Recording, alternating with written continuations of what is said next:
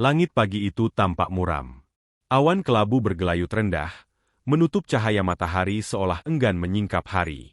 TPU di kawasan Jakarta Barat sudah ramai sejak subuh. Jalanan menuju area pemakaman dipenuhi orang-orang yang berjalan perlahan, sebagian berbisik lirih, sebagian hanya menunduk tanpa suara. Hari itu bukanlah hari biasa. Hari itu adalah hari ketika makam seorang driver ojol bernama Afan akan dibongkar. Alasan pemindahan makam itu sederhana bagi pihak berwenang, perluasan jalan kota. Namun bagi keluarga, teman, dan warga yang mengenalnya, alasan itu sama sekali tidak bisa diterima. Afan bukan hanya sekadar nama yang tertulis di batu nisan. Ia adalah anak, saudara, sahabat, dan pejuang yang gugur dalam kerusuhan demonstrasi beberapa minggu silam. Dan kini, jasadnya yang sudah lama bersemayam dengan tenang harus dipindahkan. Di tepi makam, seorang wanita paruh baya terduduk lemah. Dialah Ibu Afan. Kerudung hitamnya basah oleh air mata yang tak kunjung berhenti mengalir. Tangannya meremas ujung kain, tubuhnya sesekali bergetar menahan tangis. Sesekali bibirnya bergetar, mengucap doa yang lirih, nyaris tak terdengar di tengah hiruk-pikuk orang banyak. Kenapa harus anakku? Kenapa harus makamnya yang dipindah? Suaranya pecah, menyeruak ke udara, membuat banyak orang ikut menunduk, tak sanggup menatap wajah penuh luka itu. Suasana semakin hening ketika dua orang penggali makam maju. Dengan cangkul di tangan, mereka saling berpandangan, ragu, seolah tak tega memulai pekerjaan yang terasa berat ini. Di sekeliling mereka, puluhan pasang mata menatap dengan penuh was-was. Suara burung gereja yang biasanya ramai berkicau kini lenyap, seakan alam pun turut berduka. Dentuman pertama terdengar ketika cangkul menghantam tanah. Suara logam menembus bumi memecah kesunyian, membuat sebagian orang bergidik. Gumpalan tanah lembab mulai terangkat, baunya khas, tanah basah bercampur rumput layu. Lapisan demi lapisan digali, makin dalam, makin dekat dengan sesuatu yang tak seorang pun sanggup membayangkannya. Seiring waktu berjalan, peluh membasahi wajah para penggali. Nafas mereka memburu, cangkul naik turun dengan irama cepat namun penuh kehati-hatian. Di sekitar makam, desahan panjang terdengar dari mulut orang-orang yang menonton. Beberapa kali Ibu Afan menjerit pelan, tubuhnya limbung, hingga harus dipapah oleh kerabat agar tak jatuh. Namun tiba-tiba, sesuatu yang aneh mulai terjadi. Bukan bau anyir, bukan pula bau busuk seperti yang biasa muncul dari liang kubur, melainkan wangi. Wangi itu lembut, samar pada awalnya, seperti aroma melati yang mekar di dini hari. Semakin dalam tanah digali, semakin pekat pula aroma itu menyeruak, menyelimuti udara. Warga saling pandang, dahi berkerut, mata melebar tak percaya. Astagfirullah, lirih seorang bapak tua sambil menutup hidung, bukan karena ingin menghindar, melainkan karena wangi itu terlalu menusuk hati, membuat tubuh merinding. Seorang ibu muda yang berdiri di barisan belakang terisak, suaranya bergetar, "Ya Allah, ini wangi apa?" Penggali makam berhenti sejenak. Mereka saling tatap, tangan gemetar, dada naik turun menahan perasaan yang tak terjelaskan. Namun pekerjaan harus dilanjutkan. Lapisan tanah terakhir disingkap, dan papan kayu peti mulai tampak samar di bawah sinar matahari yang menembus celah awan. Detik itu semua mata menajam, napas ditahan, dada dipenuhi rasa penasaran bercampur cemas. Dua penggali turun perlahan, membersihkan tanah yang menutup peti, lalu dengan hati-hati menyingkap papan penutupnya. Seketika, suasana meledak dalam keheningan yang menggetarkan. Tak ada yang berani bersuara, hanya terdengar isakan tertahan dan helaan napas panjang. Di hadapan mereka, terbaring jasad Afan. Namun bukan jasad yang hancur dimakan waktu, bukan pula tulang belulang rapuh yang tersisa. Wajah Afan utuh. Matanya terpejam rapat seakan sedang tidur pulas. Kulitnya tetap bersih. Bibirnya seolah menampakkan senyum tipis. Tubuhnya seakan baru saja dimakamkan kemarin, bukan bertahun-tahun yang lalu. Ibu Afan menjerit keras. Tubuhnya ambruk ke tanah. Orang-orang berlari menolong. Sebagian menangis tanpa henti, sebagian lain mengucap takbir berulang kali. Allahu Akbar. Allahu Akbar. Suara itu menggema dari berbagai arah, memenuhi udara yang kian harum dengan aroma melati bercampur mawar. Tak ada yang mampu berkata-kata. Semua tertegun, terpaku, Sebagian berlutut sambil menutupi wajah dengan kedua tangan. Ada yang menangis keras, ada pula yang hanya menitikkan air mata tanpa suara. Bagi banyak orang di sana, ini adalah kejadian pertama dalam hidup mereka, menyaksikan jasad yang tetap utuh, seakan dijaga oleh tangan gaib. Seorang pemuda yang dulu sering bersama Afan dalam perjuangan berdiri kaku. Tubuhnya gemetar, matanya basah. Ia berbisik pelan, hampir tak terdengar, "Kau benar-benar pejuang, Fan. Bahkan setelah kau tiada, kau tetap membawa tanda." Waktu seakan berhenti di TPU itu. Tidak ada satupun yang ingin beranjak. Semua larut dalam rasa takjub, takut, dan haru yang bercampur jadi satu. Keheningan panjang hanya dipecahkan oleh tangisan Ibu Afan yang terus meratap. "Anakku, ya Allah, anakku." Hari itu, makam Afan bukan hanya sekadar tanah dan nisan. Ia menjadi saksi atas sebuah rahasia besar yang tak bisa dijelaskan akal manusia. Hari itu pula, nama Afan kembali hidup di dalam hati semua orang yang menyaksikan keajaiban itu. Dan sejak momen itu, cerita baru tentang Afan dimulai. Cerita yang tak lagi sekadar tentang seorang driver ojol yang gugur dalam demonstrasi, tetapi tentang jasad yang menolak hancur, tentang wangi yang menggetarkan, dan tentang tanda-tanda kebesaran Tuhan yang terungkap di hadapan mata banyak saksi. Kabar itu menyebar secepat angin. Hanya butuh hitungan jam sejak peti jasad Afan dibuka, seluruh kampung di sekitar TPU Jakarta Barat sudah riuh. Orang-orang berbondong-bondong datang, sebagian karena penasaran, sebagian lagi karena ingin memastikan sendiri dengan mata kepala mereka. Di jalan menuju TPU, kendaraan berhenti sembarangan. Sepeda motor berderet di bahu jalan, mobil-mobil pribadi parkir tanpa aturan. Orang-orang berjalan kaki berdesakan, seperti hendak menghadiri sebuah acara besar. Padahal, yang mereka tuju hanyalah sebuah makam yang baru saja dibongkar. "Benarkah jasadnya utuh?" tanya seorang pemuda kepada kawannya yang lebih dulu sampai di lokasi. "Bukan hanya utuh," jawabnya dengan nada bergetar, "bahkan harum sekali, seperti ada bunga melati di mana-mana." Ucapan itu membuat tubuh pemuda itu merinding. Ia mempercepat langkahnya, melewati kerumunan, ingin melihat sendiri kebenaran kabar yang menggetarkan itu. Di area makam, situasi tak kalah ramai. Ratusan orang sudah berdiri mengelilingi liang yang masih terbuka.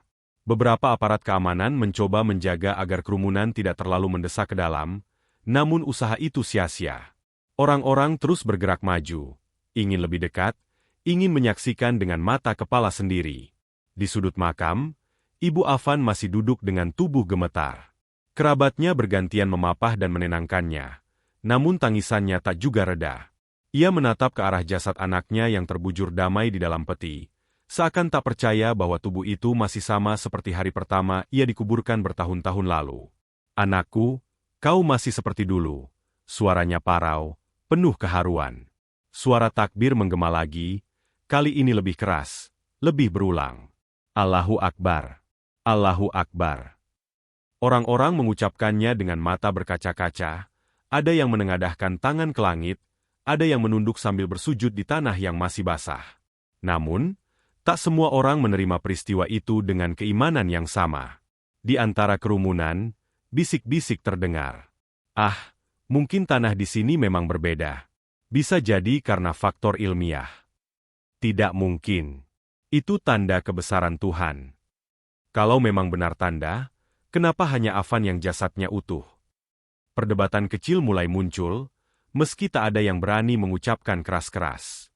Atmosfer di sekitar makam terlalu sakral untuk diwarnai dengan suara sumbang. Sementara itu, aroma wangi masih terus menguar. Harum itu tidak berkurang sedikit pun, justru makin menyebar ke radius lebih luas. Orang-orang yang baru datang langsung tercengang begitu menghirup udara sekitar. "Ya Allah, benar-benar harum. Ini bukan wangi biasa," bisik seorang ibu sambil meneteskan air mata. Seorang wartawan lokal yang datang dengan kamera menggantung di lehernya langsung mengabadikan momen itu. Jepretan demi jepretan terdengar, lampu kilat kamera memantul di wajah-wajah penuh haru. Tak lama kemudian, suara perekam video ikut terdengar, menangkap setiap detik kejadian yang semakin ramai.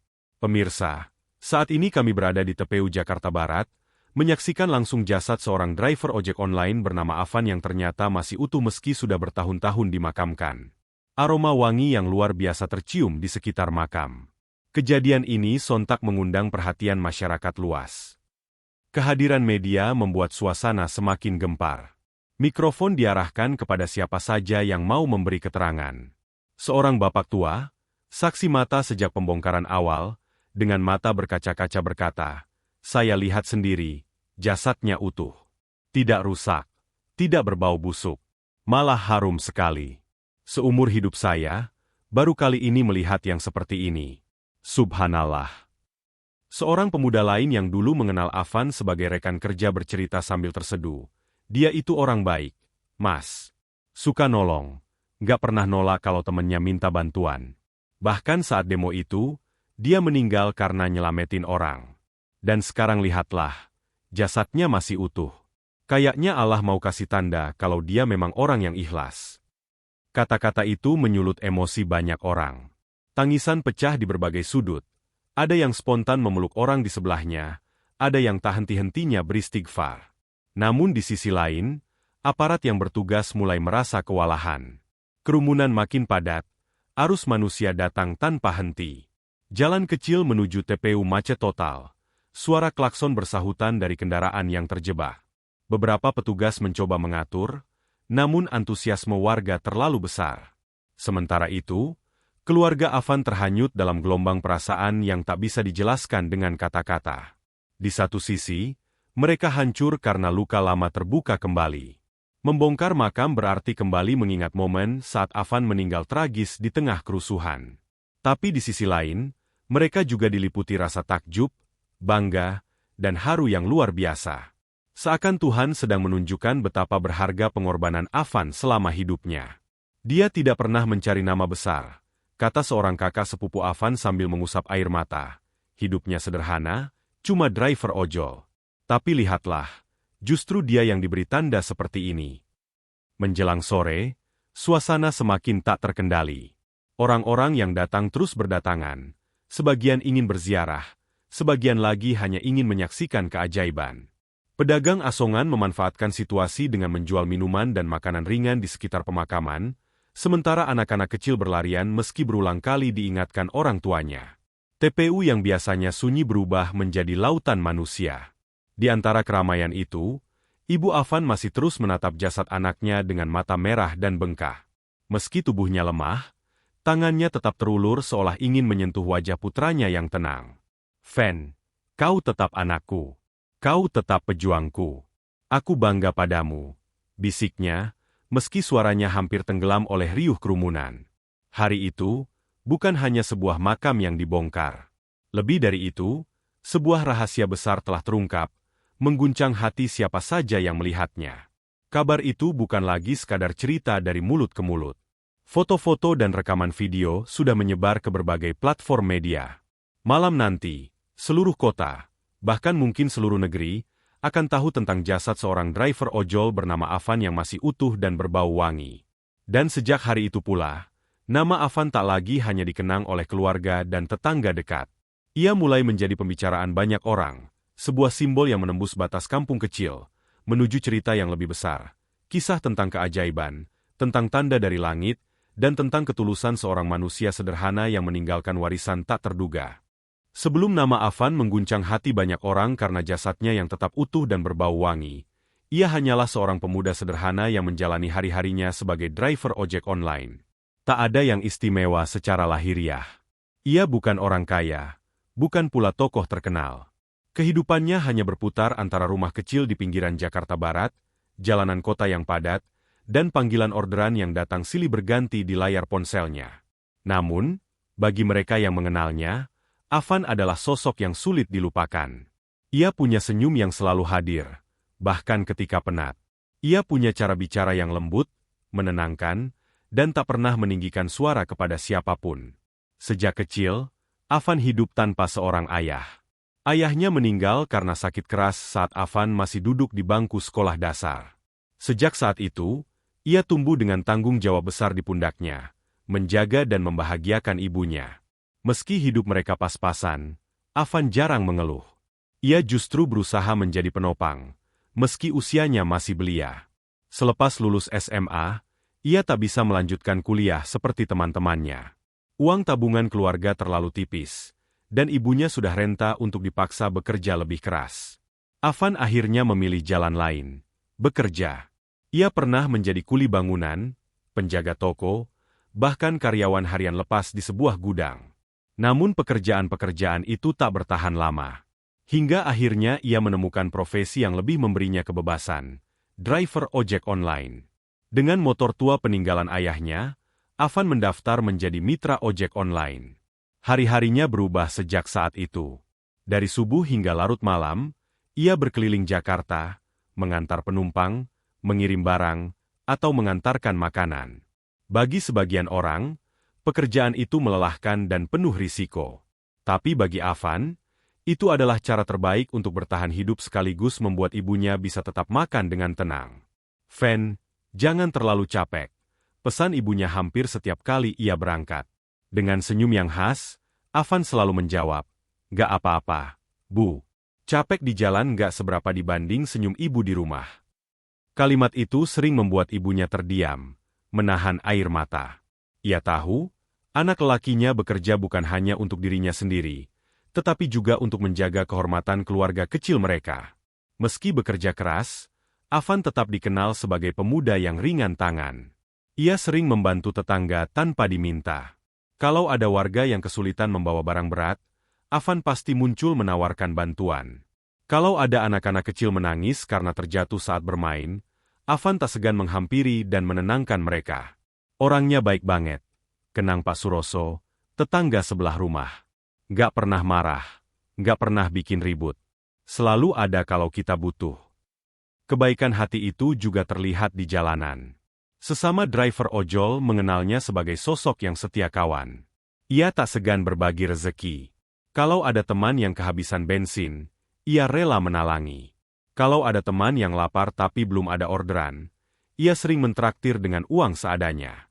Afan itu, meski kadang cuma bawa pulang uang pas-pasan, dia nggak pelit, kata Yudi, sahabat sesama driver.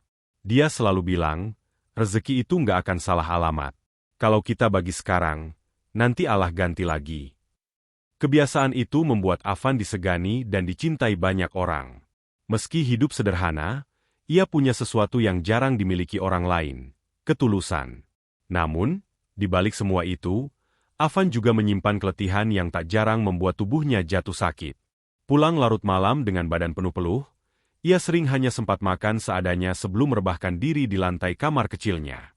Kadang, batuknya tak berhenti berhari-hari, tapi ia tetap memaksakan diri turun ke jalan. "Kalau aku berhenti kerja, ibu makan apa?" Begitu jawabannya setiap kali kerabat menyuruhnya beristirahat. Hari-hari Afan tak pernah jauh dari perjuangan. Dari kepadatan jalanan, dari klakson kendaraan yang bersahut-sahutan, dari debu dan panas terik yang membakar kulit. Tapi semua itu ia jalani dengan ikhlas. Ia jarang mengeluh. Meski dalam diam, tubuhnya sering menjerit. Ada satu kebiasaan kecil yang selalu ia lakukan sebelum berangkat bekerja, mencium tangan ibunya. Meski terburu-buru mengejar orderan, ia tak pernah lupa hal itu. "Doakan aku, Bu. Biar selamat di jalan," katanya setiap kali. Ibunya pun mengusap kepala Afan sambil berdoa lirih, menahan haru dalam diam. Bagi ibunya, Afan bukan sekadar anak. Ia adalah alasan bertahan hidup. Dan bagi warga sekitar, Afan adalah sosok yang membuat kampung mereka lebih hangat dengan kebaikan kecilnya. Namun, siapa sangka bahwa pemuda sederhana itu kelak akan meninggalkan kisah yang begitu besar? Bahwa tubuhnya, yang setiap hari melawan panas dan hujan di jalanan, kelak justru menyingkap tanda kebesaran Tuhan di hadapan mata banyak orang? Semasa hidup, Afan mungkin hanya terlihat seperti sosok biasa, seorang driver ojek online yang lalu lalang di jalanan ibu kota. Tetapi ternyata, di balik kesederhanaannya, ada ketulusan yang membuat namanya bertahan lebih lama dari sekadar sebuah nisan. Dan kisah hidup itu menjadi bagian penting dari rahasia besar yang baru saja terungkap di hari pembongkaran makamnya. Hari-hari terakhir Afan tak banyak berbeda dari sebelumnya. Ia tetap menjalani rutinitasnya sebagai driver ojek online, bangun pagi, menyalakan motor tuanya, dan berkeliling kota mencari rezeki. Namun, di balik rutinitas itu, ada sesuatu yang berbeda. Entah mengapa, Dalam beberapa hari menjelang wafatnya, Avan sering terlihat lebih tenang, lebih banyak tersenyum, dan lebih sering mengingatkan orang-orang di sekitarnya tentang kesabaran. Sahabatnya, Yudi, masih ingat jelas percakapan mereka 3 hari sebelum kejadian. Fan, kenapa belakangan lo sering ngomong soal sabar? Soal ikhlas? Biasanya kita kalau nongkrong ngomongin target orderan, bonus, atau ngerumpi soal aplikasi. Avan hanya tertawa kecil sambil menyeruput kopi sachet di warung kaki 5. Entahlah, hidup ini kan sebentar. Kadang kita terlalu sibuk ngejar dunia, sampai lupa kalau bisa aja besok kita nggak ada lagi. Yudi menatapnya dengan alis berkerut. Lo ngomong kayak orang mau pergi jauh aja. Avan kembali tersenyum. Kali ini agak hambar. Kita semua pasti pergi jauh suatu saat nanti. Cuma waktunya aja yang beda. Ucapan itu, yang kala itu dianggap Yudi sebagai omongan melankoli semata, kelak menjadi pengingat yang membuat hatinya terus berguncang. 2 hari sebelum demo besar-besaran itu, Avan masih sempat mengantar ibunya ke pasar. Dengan motor tua yang mulai berderit, ia membonceng ibunya sambil menahan senyum di tengah jalanan padat. Bu, kalau Avan punya rezeki lebih nanti, Avan janji bakal gantiin motor ini. Biar ibu nggak capek kalau ikut naik.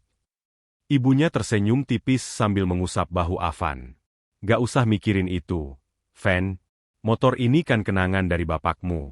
Selama masih bisa jalan, gak usah diganti. Yang penting kamu sehat. Avan mengangguk. Iya, Bu. Doain aja Avan selalu selamat di jalan. Kata-kata itu, sederhana namun penuh makna. Seolah menjadi pamit yang tak pernah benar-benar diucapkan secara langsung. Hingga tibalah hari demo besar di Jakarta. Ribuan massa, termasuk para driver ojol, turun ke jalan untuk menyuarakan nasib mereka. Bagi sebagian orang, demo hanyalah kerumunan orang berteriak di jalanan. Tapi bagi Avan dan kawan-kawan, demo adalah suara terakhir dari perut yang lapar, dari hidup yang semakin terdesak oleh kebijakan yang tak berpihak. Sejak pagi, Avan sudah bersiap.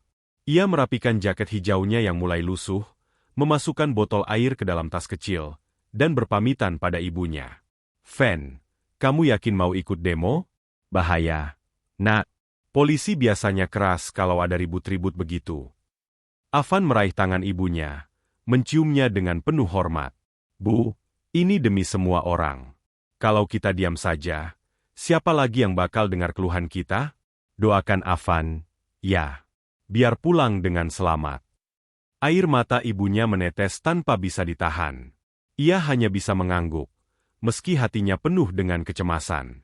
Seolah ada firasat buruk yang tak bisa ia tolak. Siang itu, langit Jakarta tampak mendung, seakan ikut menahan sesuatu yang besar. Jalanan dipenuhi ribuan manusia dengan atribut masing-masing.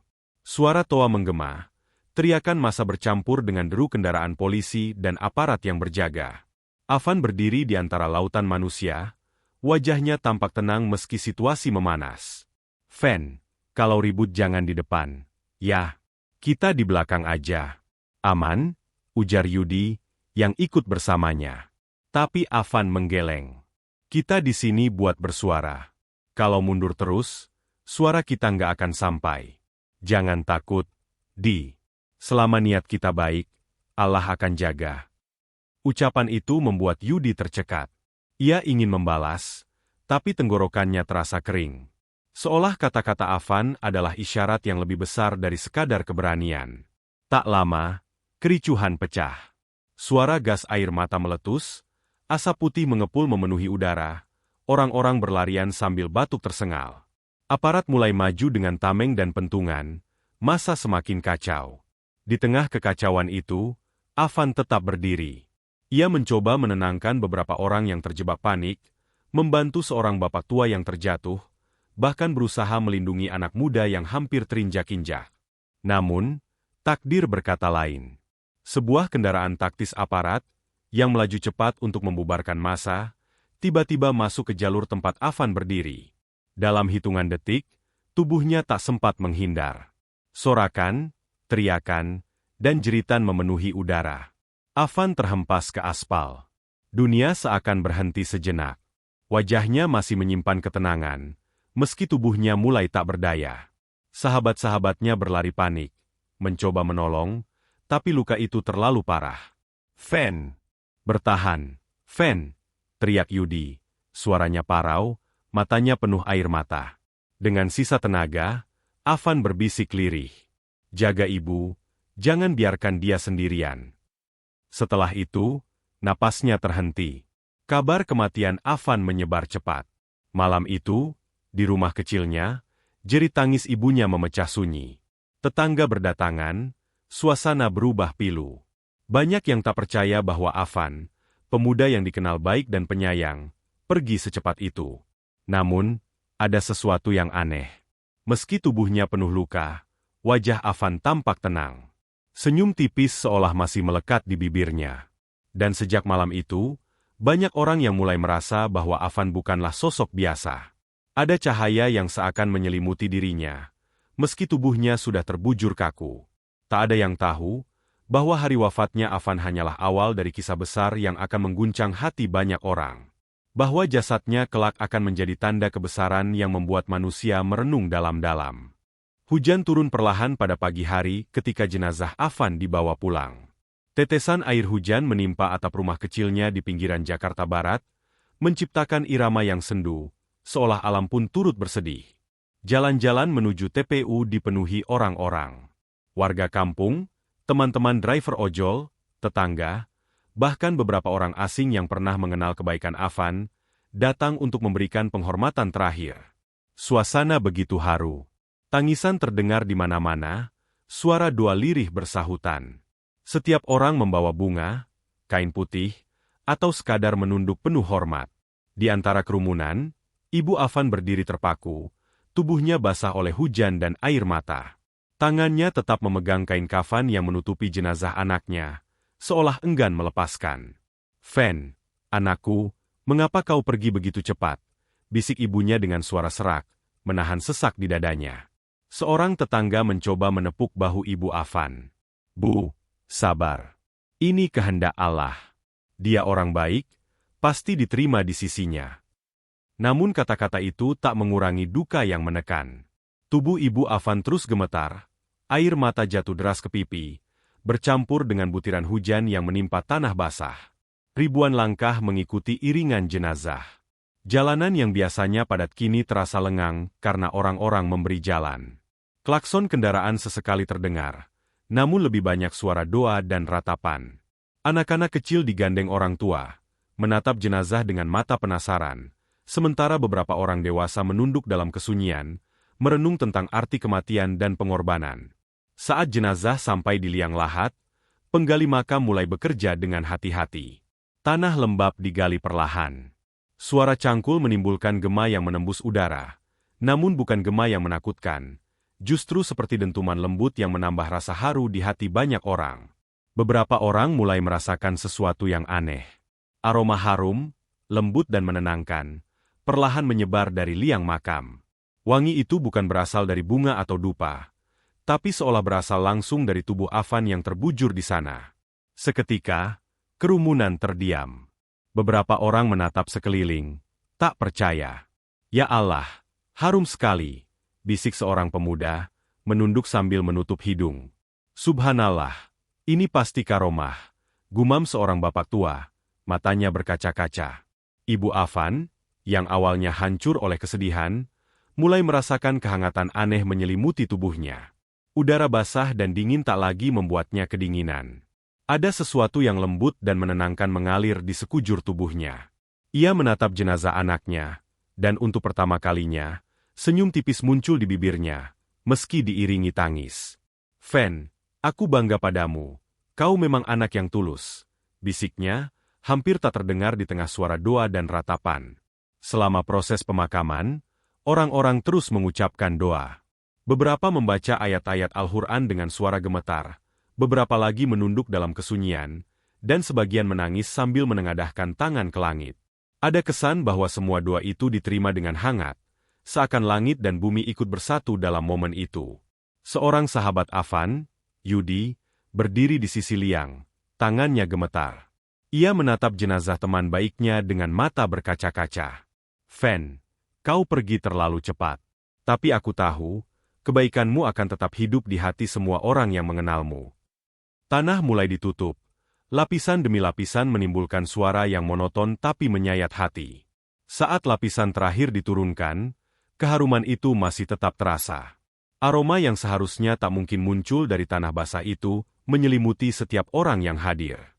Bahkan tetangga yang awalnya skeptis tak kuasa menunduk, terdiam dalam rasa takjub. Beberapa orang melihat fenomena itu sebagai pertanda. Mungkin Allah ingin memberitahu kita bahwa Afan orang yang ikhlas. Semua kebaikannya diterima di sisinya, ujar seorang tetangga sambil menutup mata, menahan air mata.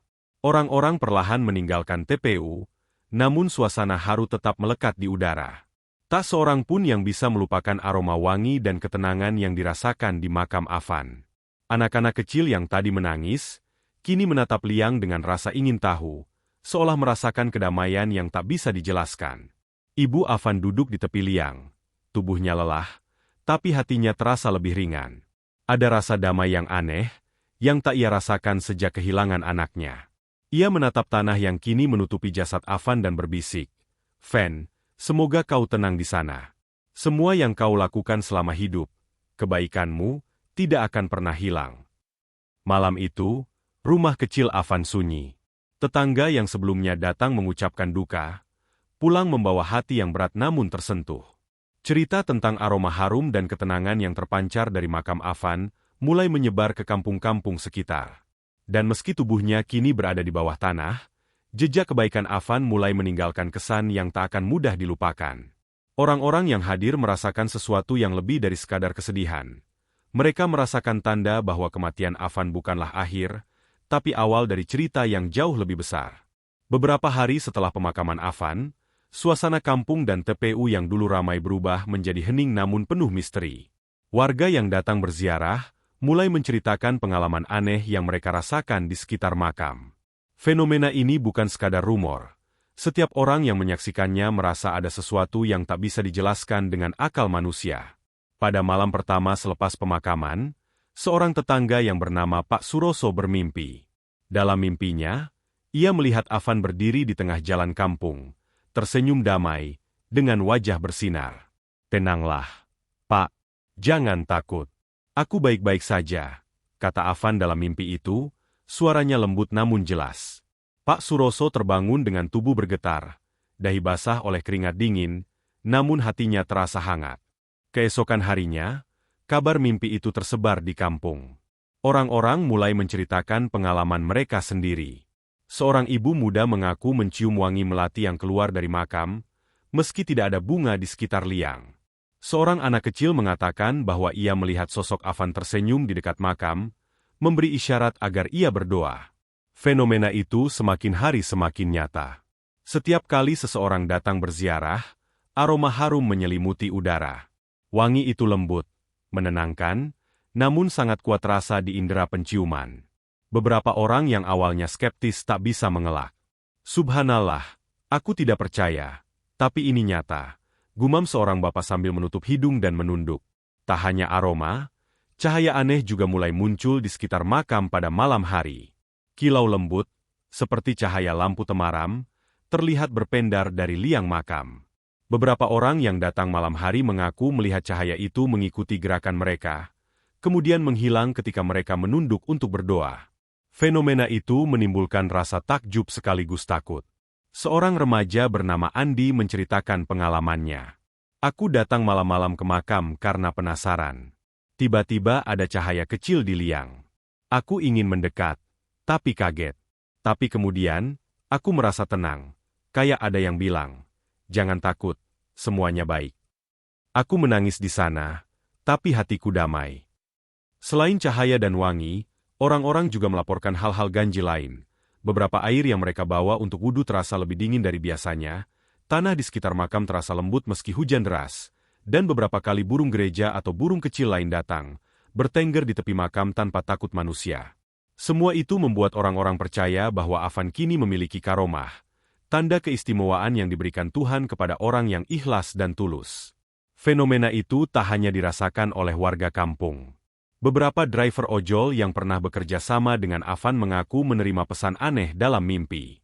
Dalam mimpi itu, Afan selalu tersenyum sambil memberi nasihat sederhana.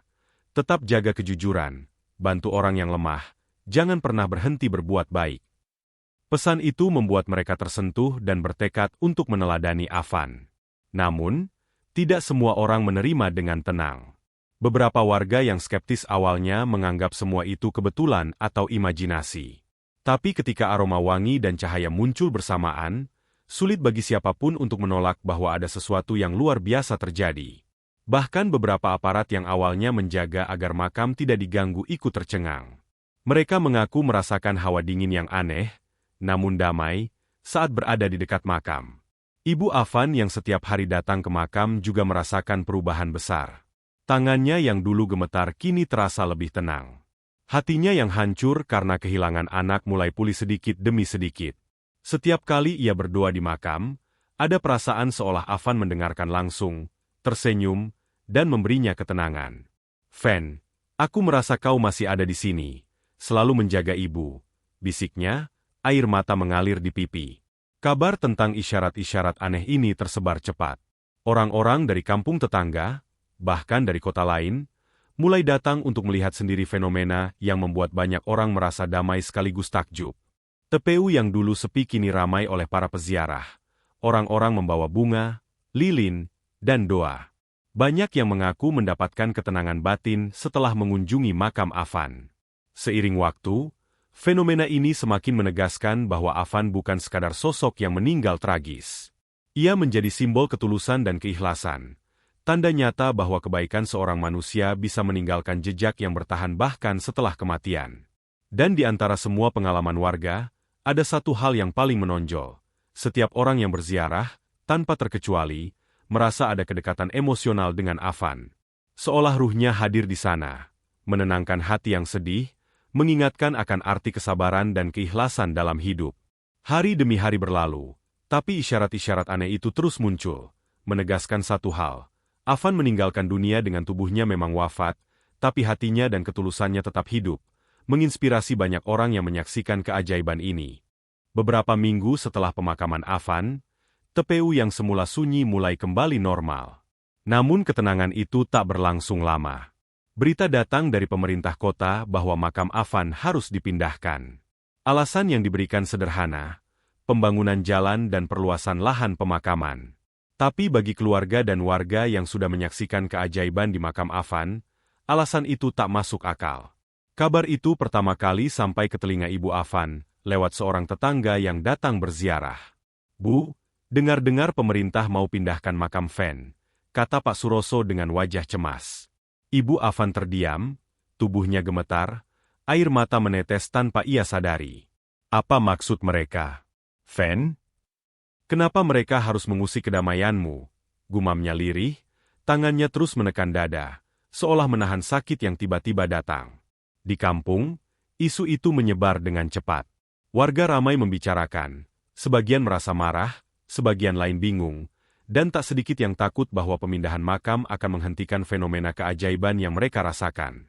Kalau makamnya dipindah, berarti semua tanda-tanda karomah hilang, kan? Tanya seorang ibu muda kepada tetangganya. "Entahlah, tapi rasanya ini salah. Fen sudah tenang di sini. Kenapa mereka harus mengganggu?" Jawab tetangganya sambil menatap liang makam yang masih basah bekas hujan beberapa hari lalu. Seiring hari berjalan, ketegangan meningkat. Media lokal menangkap isu ini, mewawancarai warga, dan mengabadikan fenomena wangi dan cahaya yang muncul di makam. Banyak orang mulai mengkritik keputusan pemerintah.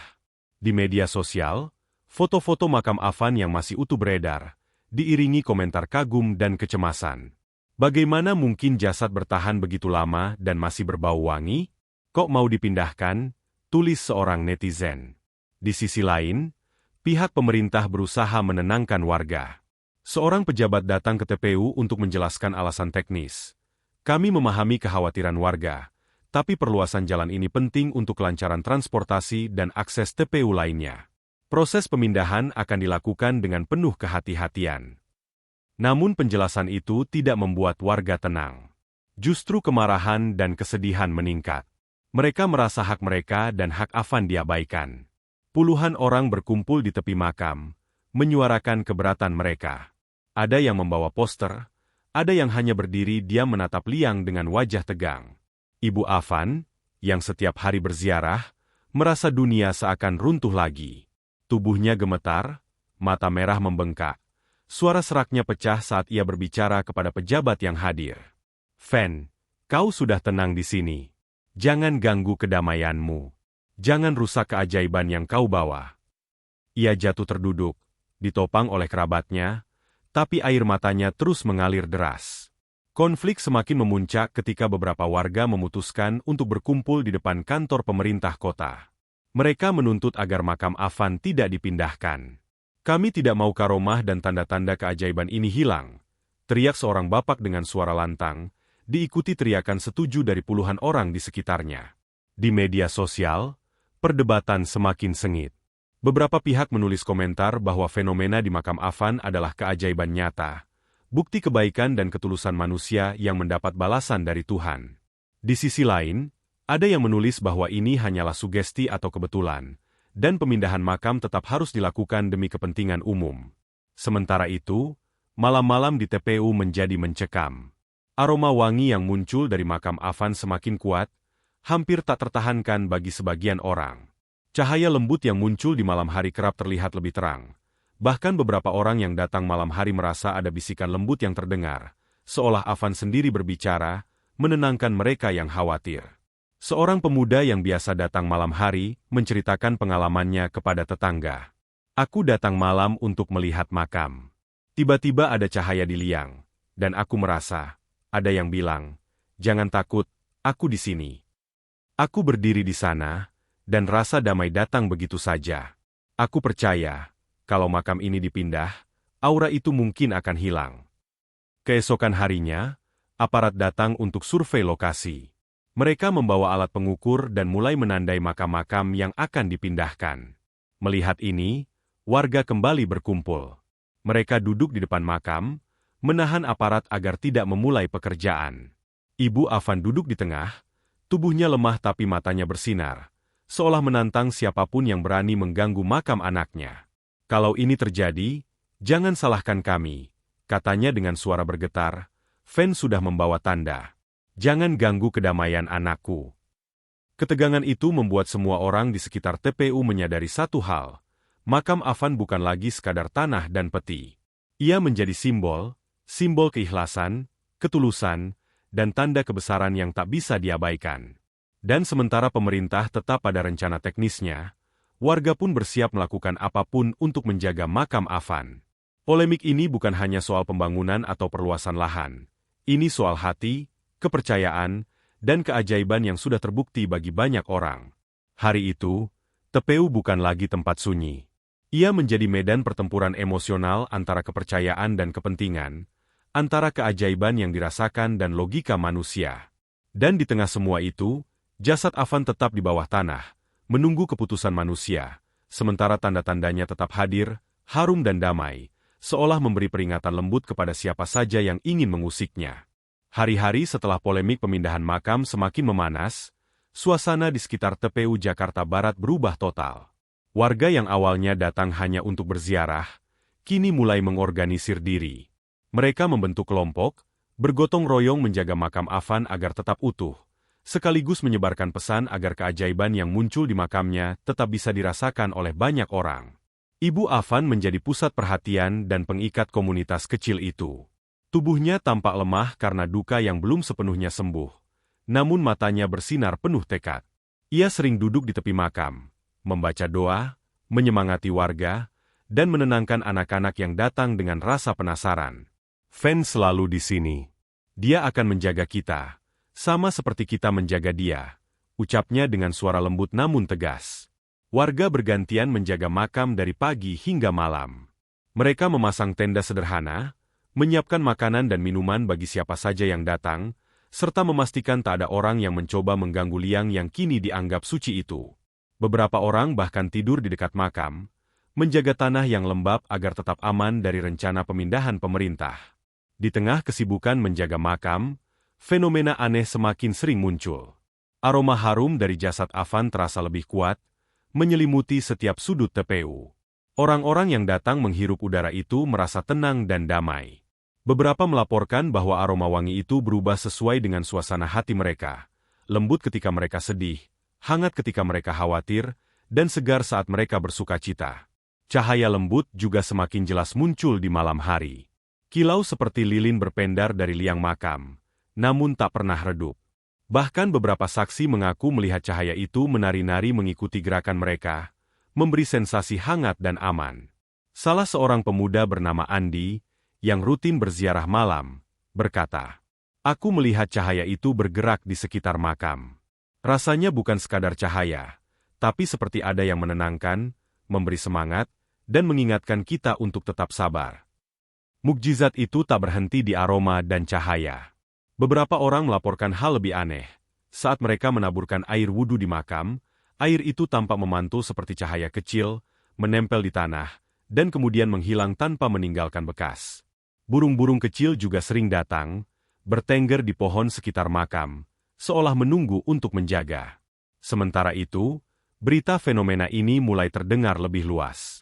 Media lokal kembali menyorot kejadian ini. Reporter dan fotografer datang untuk mengabadikan wangi dan cahaya yang tak bisa dijelaskan. Bahkan ilmuwan dari universitas lokal mengunjungi TPU, mencoba mengukur dan meneliti, namun banyak yang mengaku tak bisa menemukan penjelasan logis. Semua alat ukur mereka menunjukkan kondisi normal, hanya indera manusia yang menangkap keajaiban itu. Keluarga Afan, terutama ibunya, menjadi sosok yang terus menguatkan warga. Ia sering menasihati, Fen selalu mengingatkan kita untuk ikhlas. Jangan biarkan kemarahan atau kesedihan menguasai hati. Jagalah makam ini dengan penuh cinta. Ucapan itu menjadi mantra bagi warga yang rela berjaga siang dan malam. Namun mukjizat itu juga menimbulkan kekhawatiran tersendiri. Beberapa warga percaya bahwa jika makam Afan diganggu, semua tanda karomah bisa hilang. Mereka mulai menyiapkan strategi, bergiliran berjaga, membuat pos ronda sederhana, dan bahkan berkoordinasi dengan tetangga dari kampung lain agar makam tetap aman. Suatu malam, kejadian yang lebih mengejutkan terjadi. Seorang tetangga yang sedang berjaga melaporkan melihat sosok Afan berdiri di tepi liang makam, tersenyum damai. Tubuhnya bercahaya, dan suara lembut terdengar di telinga sang saksi. "Jangan takut. Aku selalu di sini, menjaga kalian seperti kalian menjaga aku." Warga yang mendengar cerita itu merinding, namun hatinya penuh dengan rasa damai. Mereka merasa lebih yakin bahwa usaha mereka menjaga makam Afan bukanlah sia-sia. Bahkan ketakutan mereka berubah menjadi tekad untuk melindungi dan menghormati jasad sang pemuda. Dalam beberapa minggu berikutnya, fenomena terus berlanjut. Aroma wangi yang tak hilang, cahaya lembut yang menenangkan, suara-suara samar yang menenangkan hati, semua membentuk satu kesatuan yang tak bisa dijelaskan secara ilmiah. Orang-orang yang datang, baik yang baru maupun yang sudah lama berziarah, merasa ada kedekatan emosional yang luar biasa dengan Afan. Hari-hari itu, TPU berubah menjadi tempat suci yang penuh ketenangan dan mukjizat. Warga mulai menyadari satu hal, makam Afan bukan sekadar tanah dan peti mati. Ia adalah simbol kebaikan, ketulusan, dan keikhlasan yang mampu menyentuh banyak hati, memberi pelajaran hidup yang tak ternilai.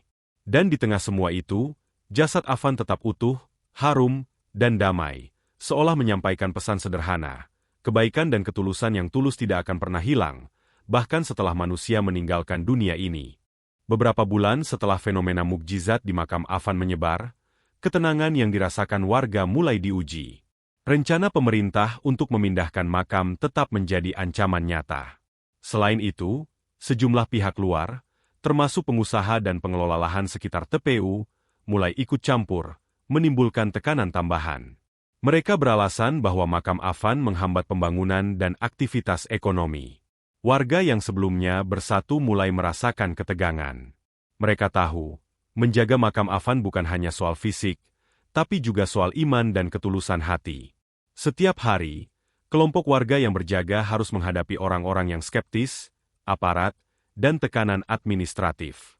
Fen sudah memberi tanda, tapi kita harus tetap waspada, ujar Pak Suroso kepada warga yang sedang berjaga malam. Jangan anggap enteng siapapun yang ingin mengganggu makam ini. Ini ujian kita. Ibu Afan, meski lemah karena usia dan duka, terus memimpin doa dan memberikan semangat. Fen selalu di sini. Jika kalian menjaga dengan tulus, Allah akan memberi kekuatan. Katanya, suaranya tegas namun lembut. Kata-katanya menyemangati banyak orang, membuat mereka merasa tak sendiri. Ancaman mulai muncul dalam berbagai bentuk. Beberapa aparat datang untuk mengawasi makam, menanyakan izin, bahkan beberapa kali meminta warga menyingkir untuk survei. Meski warga berusaha bersikap sopan, ketegangan tak bisa dihindari. Suasana seringkali berubah panas, namun mereka tetap berpegang pada prinsip menjaga ketenangan dan tidak bertindak kasar. Pada satu malam, sebuah kejadian yang menakutkan terjadi. Sebuah kelompok pengusaha yang ingin membersihkan lahan di sekitar makam datang dengan alat berat. Mereka bermaksud melakukan pekerjaan fisik, tanpa mempedulikan keberadaan makam Afan. Warga yang berjaga segera bereaksi, menahan alat berat dengan tubuh mereka sendiri. "Jangan sentuh makam itu," teriak seorang ibu, air matanya mengalir deras. "Kami punya hak. Ini tanah publik," sahut salah satu pekerja dengan suara keras. Namun, sebelum konflik fisik berkembang, fenomena aneh muncul lagi. Cahaya lembut dari liang makam memancar lebih terang dari biasanya, diikuti aroma wangi yang menyelimuti seluruh TPU. Beberapa pekerja mengaku merasa takut dan ragu. Tubuh mereka gemetar tanpa alasan. Bahkan burung-burung kecil yang biasanya hinggap di pohon-pohon di sekitar makam terbang rendah, seolah memperingatkan.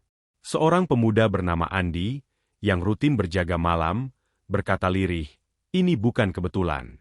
Fen sedang memberi tanda. Kita harus tetap tenang, jangan lakukan kekerasan." Momen itu membuat ketegangan mereda. Para pekerja mundur perlahan, sebagian bahkan meninggalkan alat berat mereka. Warga merasa bahwa mukjizat Afan tidak hanya memberikan ketenangan, tapi juga perlindungan nyata. Hari berikutnya, berita tentang kejadian itu menyebar. Media lokal mengabadikan cerita tentang cahaya, aroma, dan rasa damai yang dirasakan banyak orang. Sebagian masyarakat mulai percaya bahwa makam Afan memiliki aura khusus. Fenomena itu membuat sebagian besar pihak luar ragu untuk mengganggu lagi. Meski begitu, ujian tak berhenti di situ. Beberapa warga yang awalnya ragu menghadiri makam, kini mulai merasa tekanan psikologis. Mereka takut, khawatir akan keselamatan diri sendiri, terutama saat malam hari. Ibu Afan sering menenangkan mereka. "Fen ingin kalian percaya, bukan takut. Dia di sini bukan untuk menakut-nakuti, tapi untuk menguatkan. Jangan biarkan rasa takut menghentikan kita." Seiring waktu, kelompok warga semakin solid. Mereka membuat jadwal bergantian berjaga, mendirikan pos kecil, dan berkoordinasi dengan tetangga kampung lain. Tekad mereka menjaga makam Afan semakin kuat, bukan hanya karena keajaiban yang terlihat, tapi juga karena iman dan kesetiaan pada ketulusan hati Afan. Fenomena mukjizat semakin intens. Wangi yang menyebar kini terasa lebih menyentuh, seolah menghapus rasa takut dan cemas. Cahaya lembut dari makam terkadang membentuk pola tertentu, seakan menyapa mereka yang tulus menjaga. Bahkan beberapa orang yang sakit atau sedang mengalami masalah pribadi mengaku merasakan ketenangan luar biasa ketika berada dekat makam. Keberanian warga diuji bukan hanya oleh tekanan fisik, tapi juga oleh ketegangan emosional. Mereka harus menghadapi rasa takut, cemoohan orang luar, dan tekanan administratif. Namun semua itu justru menguatkan ikatan mereka. Mereka belajar bahwa menjaga makam Afan bukan sekadar tugas, tapi ibadah dan pelajaran tentang kesetiaan, keikhlasan, dan kebaikan hati. Di tengah semua ujian itu, jasad Afan tetap utuh, harum, dan damai. Cahaya lembutnya dan aroma wangi yang terus menyebar menjadi pengingat bagi warga bahwa ketulusan dan kebaikan tidak akan pernah sia-sia. Bahkan ujian yang datang pun justru memperkuat iman mereka, membuat mereka semakin yakin bahwa mereka sedang menjaga sesuatu yang suci dan luar biasa. Dan malam itu, ketika semua warga berkumpul di makam, mereka menyadari satu hal, ujian ini bukan untuk melemahkan mereka, tapi untuk menguji kesetiaan dan ketulusan hati. Dan bagi yang tulus, mukjizat akan selalu hadir, memberi kekuatan yang tak terhingga. Waktu terus berjalan. Beberapa bulan setelah serangkaian ujian dan upaya warga menjaga makam Afan, suasana TPU perlahan berubah. Tempat itu tidak lagi hanya sekadar pemakaman biasa. Ia menjadi simbol kebaikan, ketulusan, dan keikhlasan yang hidup di hati banyak orang. Orang-orang dari berbagai kampung dan kota datang berziarah. Mereka bukan hanya datang untuk memberi penghormatan, tetapi juga untuk mencari ketenangan batin. Aroma wangi yang berasal dari makam Afan tetap hadir, lembut dan menenangkan. Cahaya yang muncul setiap malam masih menari-nari di sekitar liang, membuat siapapun yang melihat merasa damai. Fenomena itu tidak hanya menghibur hati yang sedih, tetapi juga mengajarkan arti kesabaran, keikhlasan, dan kepedulian terhadap sesama. Ibu Afan menjadi sosok yang terus menginspirasi. Tubuhnya tak lagi setegang saat awal-awal kehilangan, dan matanya tidak lagi merah karena duka. Ia sering duduk di tepi makam, membaca doa, dan mengajarkan warga tentang pentingnya menjaga ketulusan hati. Fen selalu ada di sini, katanya. Bukan hanya jasadnya, tapi juga semangatnya, senyumannya, dan kebaikannya. Dia meninggalkan warisan yang tidak akan hilang. Warga yang dulu ragu dan takut kini menjadi bagian dari komunitas kecil yang penuh kebersamaan. Mereka bergantian menjaga makam, memastikan tidak ada gangguan, dan berbagi cerita tentang mukjizat yang mereka alami. Banyak yang merasa aura kedamaian dari Afan menguatkan mereka dalam kehidupan sehari-hari. Saat menghadapi kesulitan ekonomi, sakit, atau masalah pribadi, mereka datang ke makam, merasakan aroma wangi dan cahaya lembut, lalu kembali dengan hati yang ringan dan penuh semangat. Fenomena yang terjadi bukan hanya membuat orang terpesona, tetapi juga mengubah perspektif mereka tentang hidup. Banyak orang mulai menyadari bahwa kebaikan dan ketulusan adalah warisan sejati yang bisa meninggalkan jejak bahkan setelah seseorang pergi. Afan, yang wafat tragis saat memperjuangkan hak para driver ojol, kini menjadi simbol bahwa pengorbanan dan ketulusan hati memiliki kekuatan yang abadi. Pada satu malam yang tenang, cahaya di makam terlihat lebih terang dari biasanya. Sejumlah warga berkumpul, termasuk Ibu Afan, Pak Suroso, Andi, dan beberapa anak muda yang sebelumnya skeptis. Mereka menatap liang dengan rasa kagum dan damai. Tiba-tiba, aroma wangi yang khas menyelimuti udara. Semua orang menutup mata, menghirup perlahan, dan merasakan ketenangan yang sulit dijelaskan. Seorang pemuda bernama Andi tersenyum dan berkata lirih, "Aku rasa ini adalah pesan dari Fen. Bahwa walau jasadnya di bumi, semangatnya tetap hidup. Kita hanya perlu menjaga hati, tetap ikhlas, dan menebarkan kebaikan seperti yang dia lakukan." Ibu Afan menunduk, air mata mengalir perlahan. "Fen, terima kasih sudah meninggalkan kami dengan pelajaran yang begitu besar. Terima kasih karena selalu menjaga kami, bahkan setelah pergi." Suara lembutnya pecah di udara malam, namun terasa hangat, seolah disambut oleh cahaya yang menari di liang makam. Fenomena itu menyebar ke seluruh kampung. Orang-orang mulai melihat makam Afan sebagai tempat suci, bukan karena fisiknya, tetapi karena nilai yang ditinggalkannya, ketulusan, keberanian, dan pengorbanan. Banyak warga yang mulai meneladani sifat-sifat itu dalam kehidupan sehari-hari, dari membantu tetangga hingga bersikap jujur dalam pekerjaan.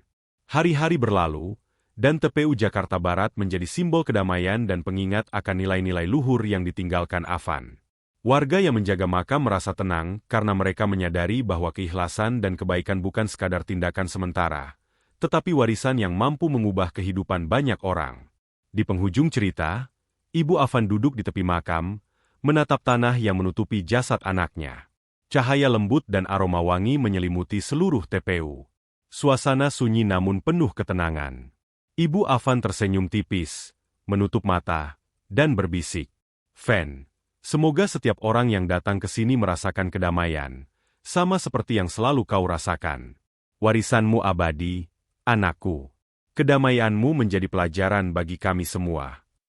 Malam itu, TPU tidak hanya menjadi tempat peristirahatan terakhir Afan, tetapi juga simbol abadi dari ketulusan hati, keberanian, dan pengorbanan. Orang-orang yang hadir, baik yang mengenal Afan maupun yang hanya mendengar kisahnya, pulang dengan hati yang hangat dan penuh inspirasi. Jasad Afan tetap utuh, harum, dan damai.